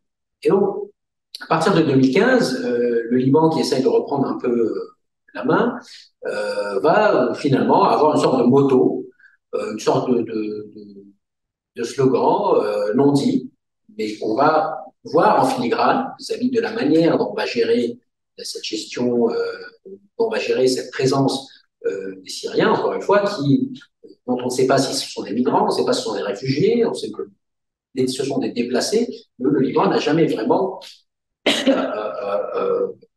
statuer sur qu'est-ce qu'ils étaient exactement. Il va falloir attendre 2015. 2015, ça y est, on met en place un système de 11 visas. 11 visas. Donc, on renie un peu le traité de fraternité. Là, c'est facile à faire parce que le régime syrien est en mauvaise posture. Donc, on sait qu'il ne sera pas très regardant. Donc, sans négocier, sans voir ça avec le partenaire syrien, on va plus ou moins mettre en sourdine les accords de coopération, les accords de libre circulation. Et là, on va mettre en place un contrôle aux frontières aux Syriens. Et là, il va y avoir 11 visas possibles, 11, juste pour les Syriens, avec le visa numéro 8, qui s'appelle le visa humanitaire, qui lui, finalement, servira un peu de cadre administratif pour la Sûreté générale qui gère les frontières, la police des frontières libanaises, la Sûreté générale, qui elle aussi est le mécanisme en place pour la gestion de l'asile politique. Contrairement à ce que dit le Liban est un pays d'asile, puisqu'il est dans sa propre loi, l'asile politique est mentionné avec les conditions, les critères d'application, etc. Donc le Liban a d'ailleurs reçu dans les années 60 des opposants syriens, des réfugiés syriens déjà. Donc c'est pas quelque chose de nouveau pour eux. Là, effectivement, ce qui change, c'est la taille. Et ce que le Liban va décider de faire, c'est un peu durcir un peu cette présence, ce qui fait que va rendre un peu le statut réglementaire aussi imprévisible que possible et le séjour des Syriens aussi inconfortable que possible. Il va y avoir une pression à deux niveaux sur le statut administratif, où les Syriens qui avaient un papier du HCR, finalement ce papier ne vaudra plus rien très rapidement, ils seront arrêtés à des checkpoints, ils seront arrêtés de manière arbitraire, ils seront mis en prison. Il y aura tellement d'arrestations que même l'armée prendra une décision à partir des années 2017-2018, dire arrêtons de les arrêter, parce que ça encombre les commissariats et les casernes, et puis au bout d'un moment, il faut bien qu'ils sortent, parce que il n'y a aucune solution. Il n'y a pas de papier, il n'y a pas de documents, personne ne peut, à part les documents du HCR ou les bons qu'on leur a donnés à la frontière par la Sûreté générale, ils vont très rapidement passer en situation irrégulière, très rapidement, parce que le Liban va mettre en place ce cadre administratif très strict où les permis de séjour vont être payants, $200 par tête. Et là, donc cette tentative de rente va être mise en place, mais bien évidemment, c'est un échec total. Personne ne peut payer. Très peu de Syriens vont avoir les moyens de payer. Donc, on va se retrouver très, très rapidement avec des proportions de 90-95% de la population syrienne au Liban sans papier, sans papier du HCR, puisque finalement, le HCR n'a pas pu continuer les inscriptions. Voilà. Donc, on a une consolidation lente de ce glissement. Et finalement, on va donner un peu, de multiples véritables violations de leurs droits, de droits à leur protection, mais droits en tant que, même si on prenait ne serait-ce que les dispositions, on va dire, du droit des travailleurs, du droit d'étrangers, se trouvant au Liban, de part même que ce soit des étrangers en situation irrégulière, parce que ce sont des déplacés, c'est pas des réfugiés. Donc le Liban se soustrait un peu de cette pression, mais le problème, c'est que le problème de documentation va conduire à des arrestations arbitraires, qui va conduire à des accès limités à la justice, où il va y avoir des programmes auxquels ma clinique juridique a participé, d'assistance juridictionnelle aux réfugiés pour les aider devant des juges. Et là, il y a certaines poches de résistance qui se sont organisées. Vous allez avoir beaucoup de juges qui vont stopper beaucoup de mécanismes, beaucoup de dynamiques de déportation. Vous voulez déporter des réfugiés qui avaient commis un crime. C'est la loi au Liban. Si vous rentrez de manière irrégulière au Liban, vous êtes systématiquement déporté. Et c'est là le manque de clarification, justement, administrative et réglementaire qui est un problème, parce que ce ne sont pas venus de manière irrégulière. C'est des réfugiés, il y a la guerre, le HCR le reconnaît, la communauté internationale le reconnaît, le gouvernement, à un moment donné, l'avait reconnu. Et là, tout d'un coup, ne serait-ce que si quelqu'un a la malchance de se faire arrêter sans papier, eh bien, forcément, s'il est rentré de manière irrégulière, ce qui est le cas de pratiquement tout le monde, il est arrêté et en attente de déportation. Et là, il a fallu mettre en place énormément d'efforts au niveau d'accès à la justice pour défaire un peu cette politique arbitraire qui finalement va être un peu assouplie dans les années 2018-2019. Mais depuis la crise, là, il y a un retour un peu de ce racisme d'État à l'encontre des Syriens. Je vais y revenir. À l'échelle locale, les municipalités, là aussi, qui n'ont pas les moyens de cette gestion, qu'est-ce qu'elles vont faire? Elles vont imposer des couvre-feux. Elles vont imposer une sorte de politique sécuritaire au nom de l'État, au nom de la population. Voilà, une représentation comme puis un moment où les municipalités étaient les seules institutions légitimes de l'État, parce que les législatives avaient été repoussées, il n'y avait pas de président déjà à l'époque, les gouvernements, encore une fois, avaient leur légitimité mise en question, et donc il y avait fut un moment au Liban où, dans les années 2016-2018, où les municipalités, les seules véritables institutions politique, de représentation politique, qui avait une sorte de légitimité qui pouvait essayer de travailler. Sauf que bon, là, elles ne peuvent pas faire grand-chose. On va avoir un système d'exploitation, un système de discrimination qui va lentement se mettre en place, notamment sur le marché de l'emploi. Dans le marché de l'emploi, là aussi, les Syriens, au lieu de capter un peu cette main-d'œuvre bon marché qui aurait pu aider le Liban dans une phase difficile, même économiquement, eh bien, on va voir les Syriens comme des agents concurrents à l'échelle économique et très rapidement, le Liban, là encore, va essayer d'associer le Syrien eh bien, aux travailleurs domestiques, la travailleuse domestique, africaine ou asiatique, avec le système de la kafala. Donc, on va imposer, pour ceux qui veulent travailler, parmi les Syriens, le système de la kafala. Le système de la kafala, c'est le système de l'employeur qui est un peu, voilà, auquel on va être associé, un peu l'employeur et le sponsor de ce travailleur qui, dont le contrat dépend presque unilatéralement. Et vous avez donc ici un système d'exploitation et d'abus. Vous allez avoir des Libanais qui vont monnayer leur nom, juste pour prêter le nom du kafil, hein, du sponsor, alors que le Syrien ne travaille pas chez lui. Vous allez avoir une sorte de système de raquette qui va se mettre en place avec des formes de résilience, des formes de systèmes informels comme ça, et de captation de cette rente qui va se faire à toutes les échelles, du ministère du Travail jusqu'à voilà, les exploitations agricoles. On a besoin de ces travailleurs agriculteurs, ces travailleurs syriens, et malheureusement, là, il va falloir payer des permis, payer des choses qui étaient toutes nouvelles, qui va alourdir le coût de production qui sont pas les bienvenus dans un contexte de grande crise économique et financière au Liban. Donc voilà, donc une collection de politiques, on va dire, assez malvenue de la part du gouvernement libanais, sur fond, là aussi, de discrimination, de racisme. On se venge un peu de l'occupation syrienne, on se venge de la présence syrienne, alors que ceux qui viennent n'ont pas l'âge d'avoir été là lorsque les Syriens faisaient des siennes dès lors au Liban dans les années 90, une population très jeune, et on va se retrouver avec justement voilà, des politiques restrictives, hein, une collection un peu de certaines bannières de couvre-feu, hein, les étrangers n'ont pas le droit de circuler à partir de 20h30 ou 21h. Les motos n'ont pas le droit, les moteurs, c'est les mobilettes, n'ont pas le droit d'être là. Donc, vous avez plusieurs, voilà, alors, on n'est pas loin d'une trentaine, rien que la première année, une trentaine de municipalités qui, très vite, le soir, vont imposer des couvre-feux avec exactions, arrestations, amendes, etc. Donc, comment est-ce qu'on peut finalement voilà, synthétiser un peu cette gestion? Alors bon, déjà, elle est axée sur le flou, avec justement des permis de séjour qui sont extrêmement difficiles à obtenir.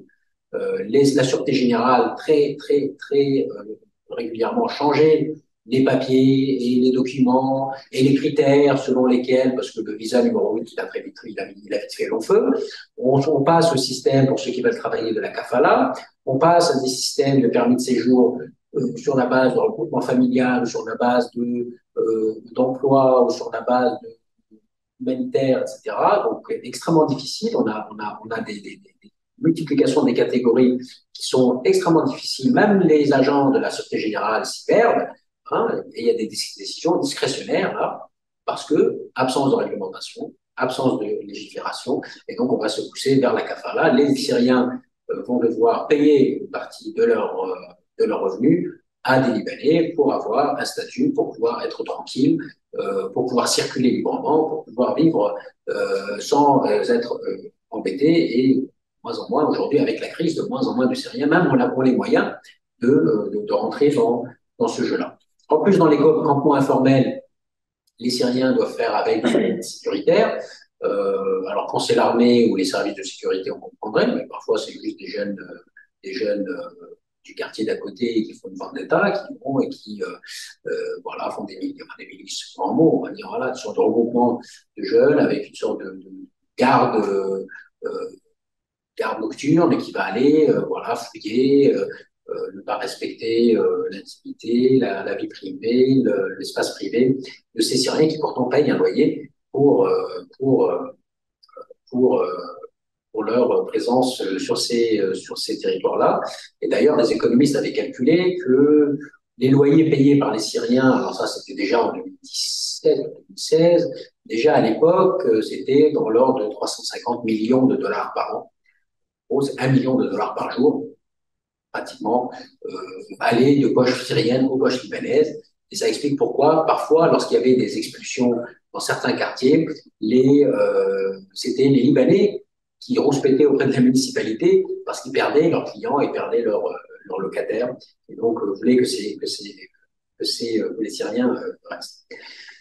Stratégie de bouc émissaire aussi, je vais finir avec ça. Donc, on les voit comme une menace sécuritaire, on va porter atteinte à leur liberté de circuler. On les voit comme une menace démographique, parce que 1,5 million pour la plupart sunnites vont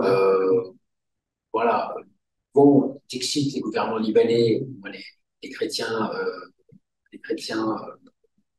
extrémistes parmi eux, vont mettre sur le devant de la scène la menace démographique, n'est-ce pas, celle de si jamais on les naturalisait. Il n'y a aucune disposition qui, ni au Liban, ni à l'échelle internationale, qui oblige le Liban à naturaliser. Déjà qu'ils leur donnent des papiers, ce sera déjà, des permis de séjour, ce sera déjà bien. Mais on va donc aller jusqu'à la rétention de documents. Le ministre des Affaires étrangères, Ibrahim Bassil, à l'époque, va bloquer la délivrance de certificats de naissance dans les hôpitaux et dans les chez mortels, interdire tout. Alors, pour les quelques Syriens qui voulaient, voilà, parce que c'est quand même des démarches assez coûteuses, qui prennent du temps, qui voulaient aller déclarer les naissances, là, il y a toute une procédure, hein, on va libaner, tout ça, pour l'état civil, vous savez, un registre pour les étrangers, nés au Liban, etc. Et là, tout était bloqué au nom de la menace démographique. On ne va pas leur donner de certificat de naissance, on ne va pas les inscrire parce que sinon, ils pourraient être naturalisés, etc.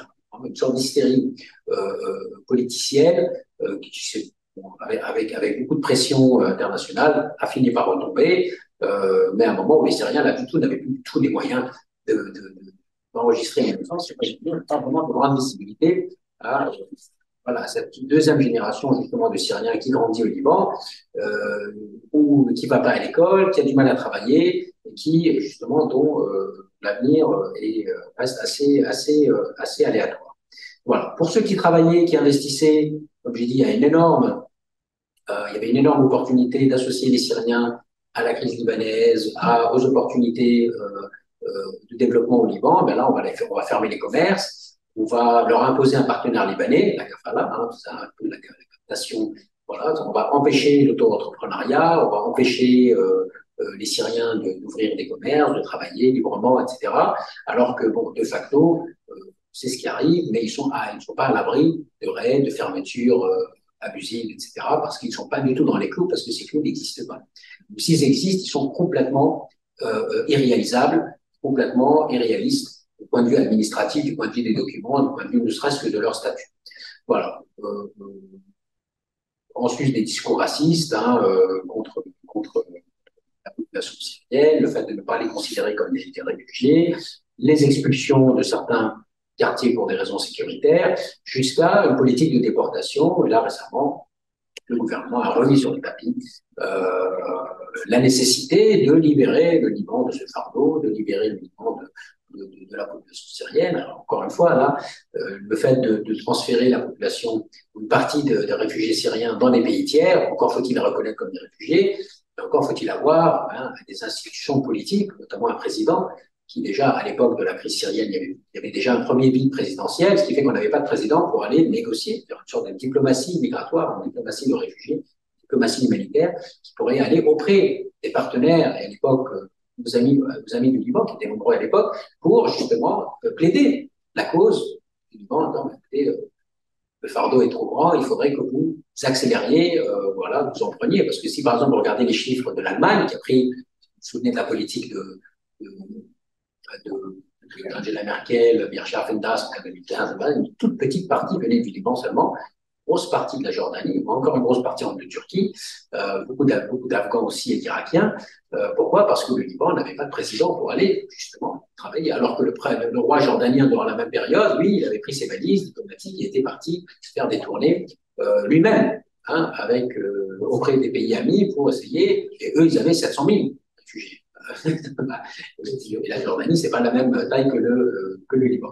Donc aujourd'hui, on remet sur le tapis cette question de déportation, sans avoir décidé du statut des familles syriennes qui sont là. Donc on est clairement dans une prédation d'État, une gestion très toxique de cette présence, où on va justement consolider une politique raciste, une politique de discrimination, une politique aussi de communication auprès des Libanais, et essayer de faire passer comme bouc émissaire, on peut passer beaucoup de discours comme quoi c'est à cause des Syriens que la crise est là, c'est à cause des Syriens si Daesh est entre le Liban, c'est à cause des Syriens que la monnaie s'est dévaluée, etc. Alors, bien évidemment, tout ça n'a rien à voir.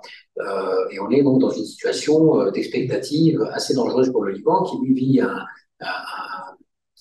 déliquescence institutionnelle, économique, financière, et aujourd'hui même une menace de conflit armé qui risque de toucher une escalade assez dangereuse comme celle de 2006, c'est-à-dire, et là, vraiment, on pourrait détruire encore plus le pays et ses institutions, et là, voilà, avec une population de réfugiés qui, elle, ne serait pas où aller. Contrairement aux Palestiniens de Gaza, qui, eux, n'ont pas le luxe de pouvoir sortir pour pouvoir revenir après, les réfugiés syriens de Syrie ont pu aller au Liban, ont pu aller en Turquie, ont pu aller en Jordanie, mais aujourd'hui au Liban, si le Liban, là aussi, se désintègre, et que leur protection et leur sécurité étaient remise en question, mais effectivement, on aurait encore ce silo humanitaire, comme on aime l'appeler le Liban, aujourd'hui, ne pourrait pas jouer ce rôle. Et donc, ce qui va consolider encore plus les crises migratoires vers le nord, vers la Méditerranée, voire un retour forcé en Syrie, ce qui n'est pas forcément une bonne nouvelle pour beaucoup de Syriens sous le coup d'extermination, de politiques brutales, de torture ou de disparition. Merci. Merci beaucoup, Karim. Il y a eu déjà quelques déportations. Oui, ça a commencé, absolument. Et pour l'anecdote, un ministre libanais a dit que l'augmentation du taux de cancer dans la société libanaise est due à la contamination en cancer. Je ne savais pas que le cancer contamine, amené par les Syriens. Cher Vincent. Merci à toutes celles et ceux qui ont préparé cet événement. Merci en particulier à Salam, effectivement, que j'ai connu maintenant il y a 30 ans. Effectivement, et nous étions des voisins de bureau, donc nous surveillons mutuellement. Merci et très ému de te revoir, Salam. Merci aussi, très ému de vous revoir tous et toutes, mais aussi Asma Nouira. Donc, nous étions connus à Casablanca et à Rabat. À l'époque, j'avais été appelé comme expert au groupe de réflexion ou de recherche islamo-chrétien. Et nous nous sommes revus. Malheureusement, après, nous parlions déjà de révolution avant la révolution. Et après la révolution, je ne t'ai pas beaucoup revu parce que tu es très, très prise, si je puis dire, dans la réforme des institutions démocratiques du pays, puisque tu faisais partie des différentes instances pour mettre en place les futures, les présentes institutions démocratiques de la Tunisie. Alors, je vais parler du cas tunisien. Alors, d'abord, je m'excuse auprès de Karim et Hélène, c'est que eux sont vraiment des spécialistes de la question migratoire. Je suis indirectement spécialiste de ces questions-là, même si je préside depuis 20 ans un centre associatif sur les questions de migration internationale et je suis directeur de publication d'une revue, mais je suis beaucoup moins versé sur la question migratoire qu'Hélène et Karim. Donc je les remercie d'avoir donné quelques éléments qui relèvent directement de leur recherche. Alors avant de parler peut-être du cas tunisien et pour resituer le débat dans une perspective plus large, je voudrais faire un certain nombre d'observations. Peut-être pour éviter de tomber justement dans une analyse que je dirais un peu trop binaire et caricaturale de ce qu'on pourrait appeler les effets, entre guillemets, de la gouvernance migratoire à l'échelle internationale. Et je pense qu'Hélène et Karim doivent être assez critiques sur cette notion de gouvernance. D'abord, je pense qu'il faut dépasser ce que j'appellerais un peu un credo tiers-mondiste qui constituerait à voir uniquement les États arabes comme des acteurs passifs qui seraient soumis à des injonctions européennes. Voilà. En gros, cette vision, et je l'ai encore vu à propos de la Tunisie dernièrement, après tout, la Tunisie est victime de l'ordre international dominé par les Occidentaux, et sa politique migratoire n'est qu'une forme de soumission aux injonctions de l'ordre. Pourquoi? Parce que je pense que, comme l'ont très bien montré les travaux de Jean-Pierre Cassarino, de Camille Cassarini et de bien d'autres ici présents, les États arabes ne sont pas simplement des récepteurs des politiques migratoires européennes, ne sont pas simplement des exécutants, mais d'abord ils les réadaptent, ils les localisent, et puis il y a une part d'innovation aussi, des États arabes, vous l'avez très bien montré Karine. Le Liban, ça ne se résume pas à des injonctions internationales, il y a une part, je pourrais dire, de localisation, d'autochtonisation des politiques migratoires. Et ça, il faut bien se le dire, il n'y a pas d'application ou de soumission, de conformation, mais il y a aussi très largement une part. Cette part, elle est dans ce qu'on pourrait appeler des processus de localisation, mais elle est aussi, je pense, et quand je regarde le cas tunisien, dans ce que j'appellerais une histoire qui va bien au-delà de l'histoire coloniale. La construction de l'altérité dans une société comme la Tunisie, mais aussi comme le Liban, elle ne se résume pas à la post-indépendance, elle ne se résume pas uniquement à la période coloniale, mais elle a une histoire longue. Le rapport, par exemple, aux pays qui se situent, aux pays subsahariens, aux individus, aux familles subsahariennes, c'est quelque chose qui s'inscrit dans une histoire très longue. Et de dire, par exemple, que la Tunisie mène aujourd'hui une politique xénophobe et raciste qui est un héritage colonial, oui, probablement qu'il y a une part d'héritage colonial, mais il y a aussi une part d'héritage de l'histoire tunisienne tout court, et que le rapport à l'altérité subsaharienne, elle s'inscrit dans une histoire qui dépasse très largement et qui est bien plus ancienne que celle de la colonisation. Puis, il ne faut pas sous-estimer, ça c'est la nuance de ce que je viens de dire, peut-être tu n'as pas assez montré, je te dirai tout à l'heure, mais la part de résistance qui existe aussi dans ces sociétés, dans la critique des politiques migratoires. J'ai vécu au Liban, à l'époque que tu décris, il y avait une certaine forme de résistance, voire même de contradiction. On dénonçait l'invasion syrienne, mais les mêmes gens qui dénonçaient l'invasion syrienne étaient capables au Liban d'organiser des collectes géantes à Beyrouth pour aider les réfugiés syriens. Alors il y avait du paternalisme, probablement. Vous savez que la société libanaise est vraiment très quadrillée par des associations confessionnelles et communautaires musulmanes et chrétiennes, mais il y avait de l'aide. Moi, je voyais de l'aide qu'il n'y avait même pas chez nous en France. En France, il y a des associations charitables, etc., mais au Liban, il y a vraiment un mouvement confessionnel qui, tout en dénonçant, et tu as tout à fait raison, les Syriens, les aider. On est dans des paradoxes que même on a oubliés chez nous. Voyez, et ces paradoxes, pourtant, ils sont moteurs de la société libanaise. Donc, sur l'ensemble de ces points que j'ai évoqués, ces observations générales, effectivement, la Tunisie me paraît non pas un cas d'école, mais une illustration parmi d'autres, surtout qu'il y a eu un changement politique ces dernières années, de cette application d'une sorte de gouvernance internationale. Et pour dire que finalement, la Tunisie n'est pas simplement effectivement un acteur passif, un exécutant de ce qu'on appellerait aujourd'hui la politique européenne en matière migratoire, mais qu'elle y prend part et qu'elle prend une part aussi, je dirais, active, parfois même en allant au-delà, peut-être même des injonctions européennes.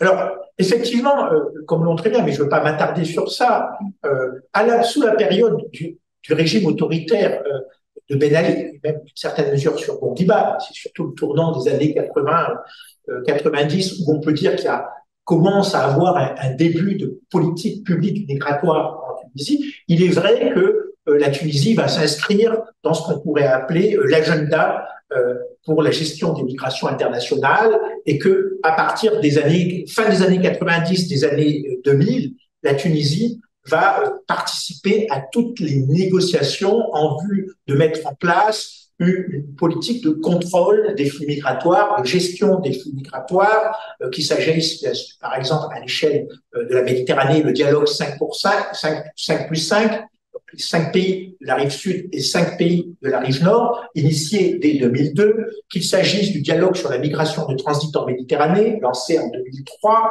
qu'il s'agisse du partenariat euro-africain sur la migration et le développement, ce qu'on appelle le processus de Rabat, lancé en 2006, ce que l'on appelle également le processus de Paris, qui débute en 2008, là, effectivement, toutes ces participations de la Tunisie prouvent que finalement, elle n'est pas simplement un acteur passif, mais qu'elle y contribue très largement. Et je dirais même davantage, la Tunisie, sous Ben Ali, va tirer même un élément de légitimité, de présence internationale, en apparaissant, pour reprendre les mots de Béatrice Hibou, comme l'un des bons élèves de la classe migratoire.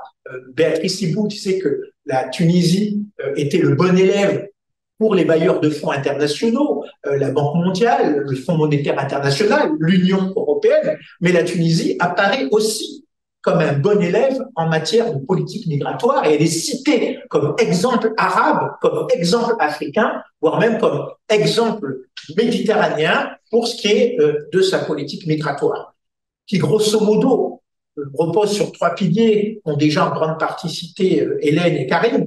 La politique, d'abord, il ne s'agit pas de stopper l'immigration, mais dès les années 2000, de favoriser l'immigration utile. Les Européens veulent toujours accueillir des Tunisiens et donc il faut pouvoir sélectionner les migrants et faire la part des choses entre bons et mauvais migrants. De même que la Tunisie commence, et les travaux d'Hassen Boubakri l'ont très bien montré, à avoir besoin de migrants ou à ressentir l'utilité d'avoir une présence d'immigrés sur son territoire, notamment subsaharien. Donc, du coup, il s'agit bien de favoriser une immigration utile, selon un intérêt bien compris entre les pays européens et les pays du Maghreb ou du monde arabe en général. La contrepartie de cet encadrement de l'immigration dite utile, c'est bien sûr la répression de l'immigration dite nuisible, la lutte contre l'immigration illégale, qui induit bien sûr une coopération renforcée en matière de contrôle des frontières, mais aussi de réadmission. C'est-à-dire que les pays européens, faisant pression sur les pays du Maghreb et notamment de la Tunisie, pour réadmettre les migrants tunisiens qui ont été expulsés d'Europe et tout particulièrement de la France. Et puis, il y a un dernier volet qui fait partie de différents protocoles, des différents accords en matière migratoire entre l'Europe et la Tunisie, c'est bien sûr ce qu'on appelle plus, mais qui relève de ce qu'on appelait avant le co-développement, c'est-à-dire de favoriser des liens entre la diaspora et les pays d'origine pour compenser la baisse régulière du rapatriement des fonds. Il s'agit que la Tunisie puisse toujours bénéficier, entre guillemets, de la manne migratoire, et là, finalement, l'Europe favorise ce type d'accord. Au-delà de ça, et comme l'ont très bien montré les travaux de mes collègues, du jeune collègue qui vient d'être nommé d'ailleurs à l'IRMC Tunis, l'Institut de recherche sur le Maghreb contemporain, Camille Cassarini, ou d'un collègue plus ancien que tu as bien connu, Jean-Pierre Cassarino, bien sûr, à l'époque de Ben Ali, je dirais que tu as employé tout à l'heure, Hélène, le terme rente. Il est clair que cette intégration dans la dynamique d'une politique migratoire très fortement sécuritaire à l'échelle méditerranéenne permet justement au pays et à la Tunisie de retirer une rente sécuritaire. D'une part, cette insertion permet très largement au régime de Ben Ali d'occulter les véritables problèmes ou les raisons de ces problèmes, que ce soit le sous-emploi, que ce soit le chômage, que ce soit la misère, et la figure de la lutte plutôt la lutte contre la figure de l'immigré illégal permet d'occulter les véritables échecs, déficiences, dysfonctionnements de la politique gouvernementale tunisienne. Et donc, la criminalisation de la figure du migrant légal arrange autant les Européens, qui ne veulent surtout pas les voir sur leur territoire, mais arrange d'une certaine manière aussi le régime tunisien qui en tire non seulement un brevet de respectabilité en matière sécuritaire, mais aussi qui en tire ce que j'appellerais une fonction d'occultation de ses échecs dans sa politique économique et sociale. Un dispositif ou une adhésion aux différents dispositifs de contrôle des frontières externes qui a comme je dirais pas comme contrepartie, mais comme prolongement, un dispositif de ce que j'appellerais des contrôles des frontières internes. C'est-à-dire que pour un régime comme le régime de Ben Ali, avant 2011, gérer les migrations, c'est aussi faire école ou expérimenter des dispositifs sécuritaires à l'échelle de la société. On réprime les migrants, mais c'est aussi quelque part un mode d'expérimentation de répression qui s'exerce sur l'ensemble des citoyens tunisiens, avec la caution, bien sûr, du coup, des Européens. Puisque vous êtes exemplaire dans la lutte ou dans la répression de l'immigration illégale, quelque part, on vous laisse passer votre propre politique de répression qui ne touche plus les migrants illégaux cette fois, mais qui touche les citoyens. Et ça, je pense que c'est ce que notamment a très bien montré Jean-Pierre Casarino dans ses travaux. C'est ce qu'il appelle le principe de hiérarchisation, quoi, mais plutôt la hiérarchisation des priorités, qui consiste pour l'Europe à dire d'accord, oui, respecter globalement les droits fondamentaux des migrants, mais l'essentiel pour nous est que vous soyez crédible, que vous soyez efficace en matière de dossiers, la gestion et la répression des migrations illégales, mais aussi un dossier qui monte considérablement dans les enceintes internationales, qui est la lutte contre le terrorisme.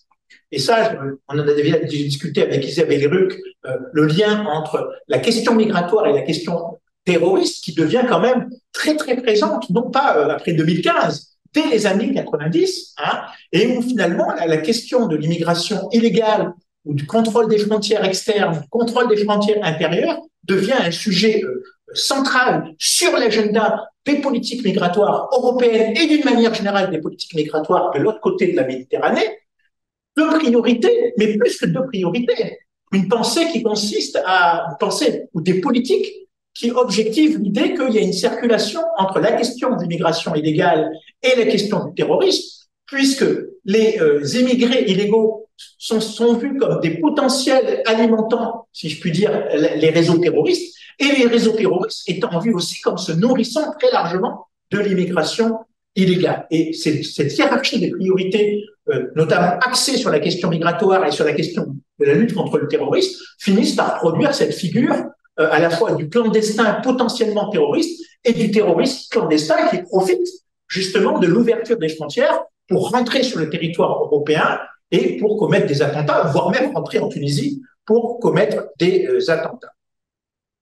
Donc, on voit bien que de ce point de vue-là, la gouvernance migratoire, entre guillemets, si je puis dire, ça, c'est une autre question de déconstruire ce thème de gouvernance migratoire, finalement, elle relève d'un intérêt bien compris, d'un compromis, et aussi des faits, finalement, pas seulement, je dirais, d'une imposition. Les politiques migratoires, c'est pas simplement, dans un pays comme la Tunisie, ne relèvent pas simplement d'un effet d'imposition européenne. Le régime politique en tire un profit. Et il va même parfois jusqu'à innover dans ce qui est les politiques de contrôle sécuritaire des migrants en fabriquant même des sous-catégories. Karine l'a très très bien montré j'étais à Beyrouth à ce moment-là, sur ces fameux 8 visas, ou même encore un peu plus, ou sur cette capacité, entre guillemets, de l'État libanais, ou des autorités sécuritaires libanaises, à innover même dans les sous-catégories d'illégalité migratoire, si je puis dire. Excusez-moi de cette expression. Alors, la vraie question, est-ce qu'après 2011, qu'est-ce qui s'est passé? Est-ce qu'il y a eu un effet révolution sur ce qu'on pourrait appeler la gouvernance migratoire tunisienne?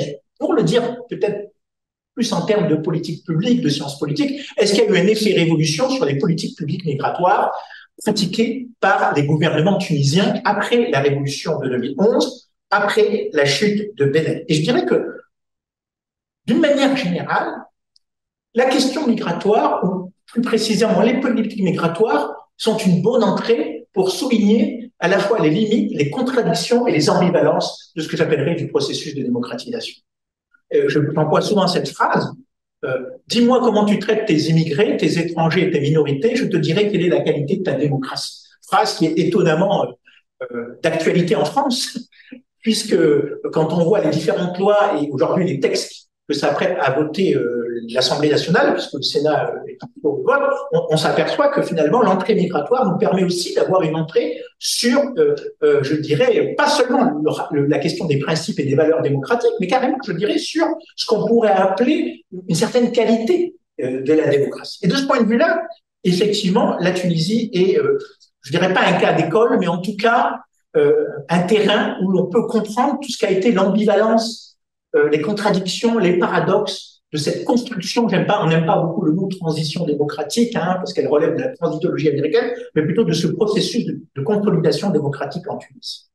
Alors, premier constat, et je dirais qu'il n'est pas simplement en termes de politique publique, mais en termes sociologiques, effectivement, très rapidement, les nouvelles autorités, les nouvelles élites gouvernantes du pays, arrivées au pouvoir après 2011, clairement se prononcent pour une réforme de la politique migratoire dans un sens plus équitable, de respect de l'humanité des immigrants, ceux qui partent, et des immigrants, ceux qu'on accueille.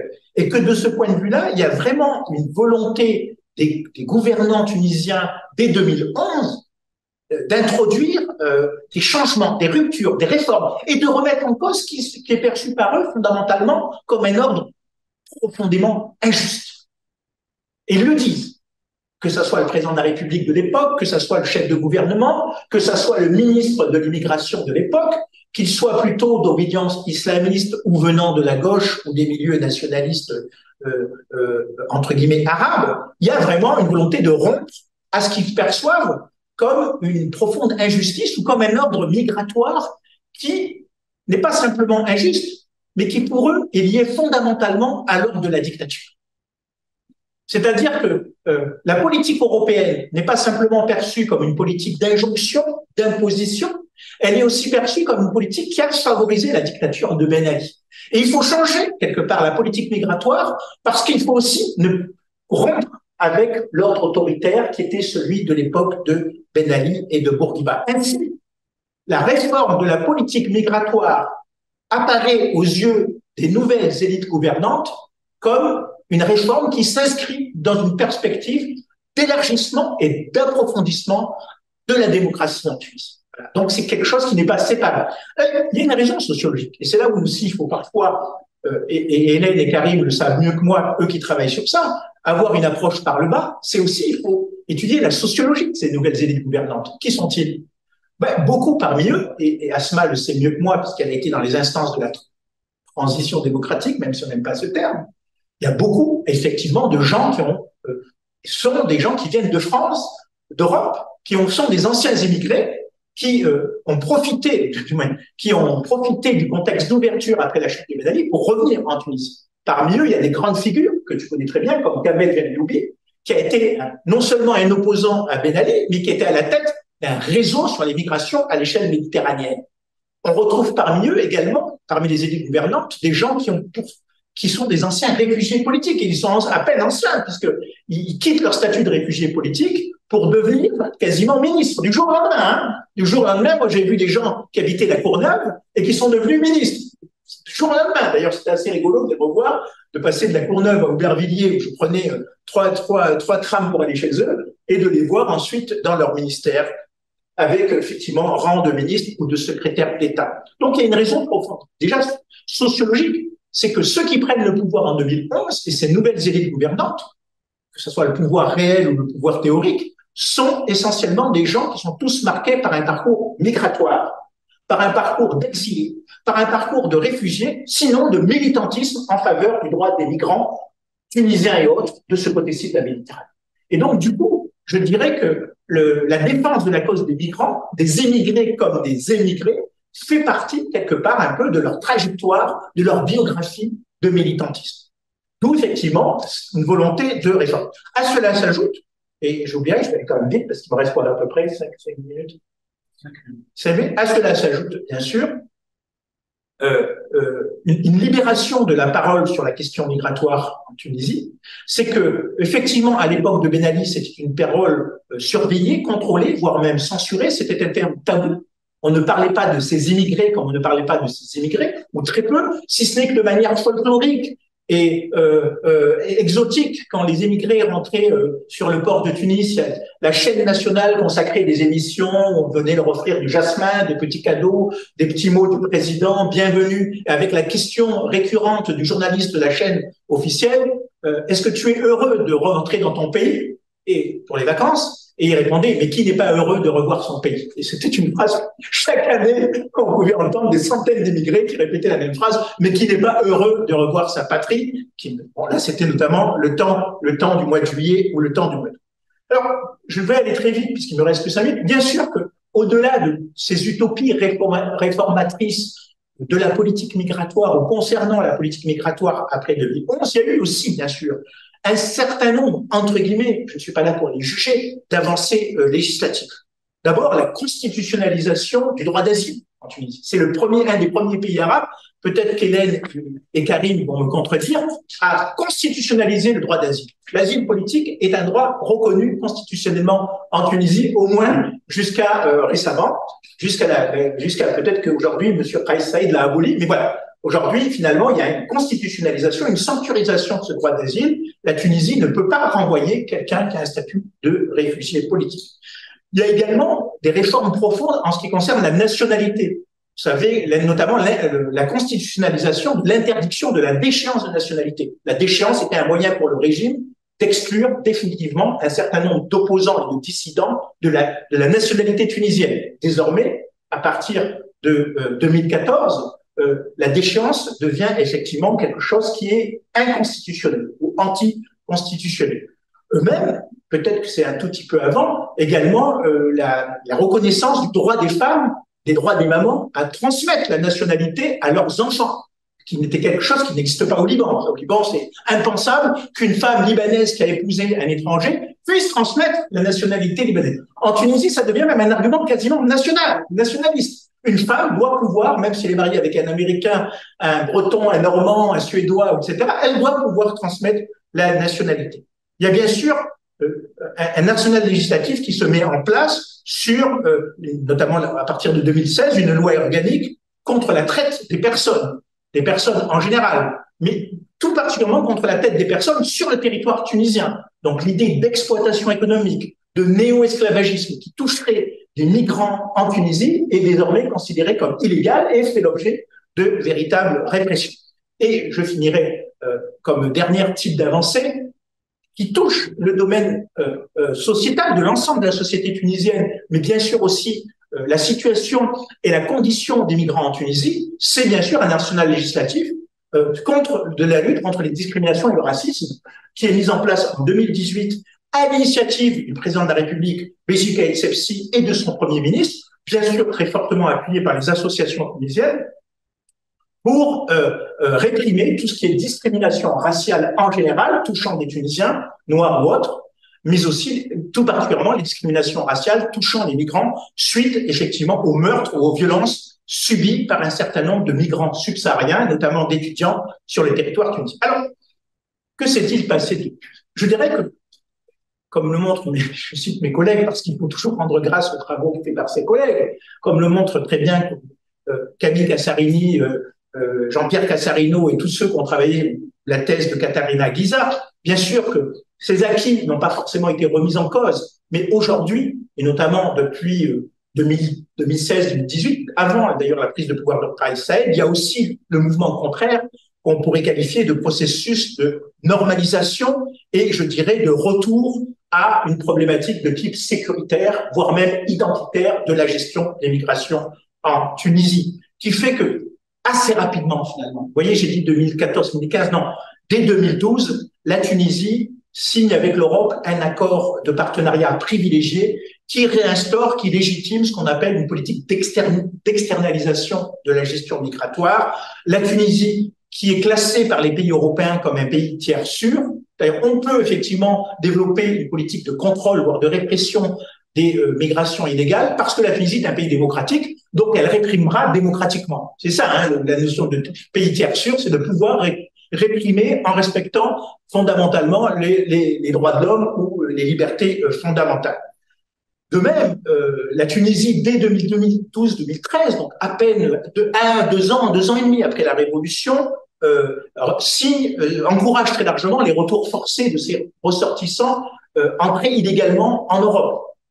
Il y avait une exception tunisienne, notamment à propos de l'affaire de Lampedusa, qui a duré 6 ou 7 mois, et après 6 ou 7 mois, les migrants tunisiens entrés clandestinement en Europe font l'objet d'obligations de quitter les territoires, notamment en France, et en principe font l'objet d'une coopération sécuritaire des autorités tunisiennes pour favoriser ce retour dans leur pays d'origine. Avec aussi, dès 2012-2013, même si aujourd'hui le dossier est assez, je finirai par ça, et je finirai peut-être par la période actuelle, le projet de faire de la Tunisie une sorte d'expérience pilote de la fameuse mise en place des hotspots, c'est-à-dire de faire que les dossiers des migrants, leur identité, leur fichage, soient faits dans le pays de départ ou de transit, et la Tunisie est considérée par l'Union européenne et la plupart des pays européens comme effectivement le pays le plus favorable à la mise en place de hotspots, parce que d'un côté, avec une vraie administration d'État, une vraie bureaucratie qui a fait ses preuves à l'époque de Bourguiba, qui a fait ses preuves à l'époque de Ben Ali, qui a un peu moins fait ses preuves à l'époque de la démocratie, mais qui est là. Donc l'idée qu'on a des hauts fonctionnaires, on a un appareil sécuritaire qui est fiable, c'est rigolo parce qu'on vante les qualités de l'appareil sécuritaire alors que les rapports d'expertise montrent quand même qu'il n'est pas aussi fiable que ça, mais aussi parce que la Tunisie est une démocratie. Donc, faire appliquer ce qu'on appelle le processus d'identification des migrants, faire le tri entre bons et mauvais migrants, est d'autant plus légitime du point de vue des autorités européennes, et de l'UE, mais aussi des différents pays membres de l'UE, que la Tunisie est devenue désormais une démocratie, qu'elle respecte les droits de l'homme, et donc qu'elle est un pays quasiment naturel pour accueillir des hotspots qui, à la fois, appliqueront une politique de contrôle des flux migratoires dans un sens sécuritaire, tout en respectant les droits de l'homme et les libertés fondamentales. Alors aujourd'hui, je finis par ça. Où on en est aujourd'hui? Aujourd'hui, alors, vous savez qu'il y a quelques semaines, alors, je reviens au cours de l'été, il y a eu effectivement les représentants de la Commission, donc la présidente de la Commission européenne, qui s'est rendue à Tunis pour signer, pour réactiver les accords de coopération en matière migratoire. Alors, le jour où ils étaient présents, parce que je suis d'ailleurs intervenu, je me rappelle, sur une radio à ce moment-là, c'était le jour où il y avait la fameuse pogrom ou la chasse aux Noirs à Sfax. Mais ça n'empêche pas les autorités européennes de dire, voilà, la Tunisie est un des pays aussi modèles pour pouvoir développer des accords de coopération en matière de réadmission, de gestion sécuritaire des flux migratoires et de l'installation de zones de transit, de tri, d'une certaine manière. Et en contrepartie, bien sûr, d'une aide à la fois financière, matérielle et logistique qui est clairement proposée au gouvernement tunisien, et on s'orientait vers la signature d'un accord qui permettait aussi à la Tunisie, faut-il quand même le dire, et là je rejoins un peu les propos sur le Liban, de bénéficier d'une manne financière dans un contexte de crise sociale et économique profonde, des raisons totalement différentes que le Liban, mais qui fait que la Tunisie est vraiment au bord du gouffre sur le plan économique, et que cette manne financière était perçue, ou est perçue, comme quand même une certaine forme de providence. Or, il y a 2 semaines, le président Kais Saied a clairement, au cours d'une conférence de presse, et vous savez, l'avantage, c'est que toutes les conférences de presse sont publiées, systématiquement publiées, et notamment sur Facebook, puisque le principal outil de communication de la présidence de la République tunisienne, c'est Facebook. Et il disait en gros, la Tunisie n'accepte pas cette charité, notre pays est un peuple digne, c'est un peuple les Tunisiens ne veulent pas de sympathie, ils exigent du respect. Oh, je traduis ce qu'il a dit. En gros, reprenez votre argent. Alors, beaucoup de réactions ont eu lieu, et des réactions, je dirais comme toujours, très passionnées, passionnelles. Il dit ça, mais il fait le contraire. D'autres qui disent, mais non, il est sincère. Vous voyez, ça fait plusieurs décisions. Il condamne, il critique le FMI, il critique l'ordre mondial. C'est un vrai intermondialiste, certes un peu autoritaire, c'est un peu dictateur. Mais la réalité, à mon avis, et Hélène l'a abordé tout à l'heure, c'est pas finalement à la fois le double jeu, le double langage, le résistant qui n'en est pas un. Je crois qu'on est vraiment aujourd'hui plutôt dans ce que j'appellerais le développement d'un souverainisme migratoire, qui n'est pas propre à la Tunisie. L'idée que finalement on partage avec l'Europe des dispositifs, des moyens, des vues communes sur la gestion de l'immigration et de l'immigration, mais qu'en revanche, on veut pouvoir disposer et fabriquer ses propres lois et ses propres dispositifs. Et que Kais Saied, qui peut apparaître une exception par son discours populiste, identitaire, xénophobe, racialiste, où il se réclame de la théorie du grand remplacement, est plutôt plus modestement et plus objectivement parlant le symbole de cette expression du souverainisme migratoire. Un peu, effectivement, à la Marine Le Pen ou à la Zemmour, qui partagent avec Emmanuel Macron énormément de choses en termes de gestion sécuritaire des flux migratoires, mais avec une dimension beaucoup plus nationaliste, nationale au sens de l'État tunisien, nationaliste au sens du monde arabe, mais aussi très souverainiste, avec effectivement l'idée que l'immigration est d'abord une menace pour la tunisianité. Donc, lecture sécuritaire, lecture identitaire, lecture souverainiste, et qui s'insère dans un rapport très complexe, à la fois le sentiment de coopérer sur le plan sécuritaire avec l'Europe, mais en même temps coopérer sur une base d'égal à égal. Ce n'est pas vous qui allez me dicter comment je vais chasser les Noirs, c'est moi qui vais le faire à ma façon tunisienne. Voilà, je vous remercie. Merci beaucoup tous les trois pour cette soirée très riche. Et j'espère que ce cercle de table ronde va continuer avec votre participation et la participation de d'autres collègues. Merci pour votre présence et à la prochaine activité qui est... Alors, le 28 novembre, mardi, nous aurons le plaisir d'accueillir une table ronde autour de Goethe et l'islam. Voilà. Merci.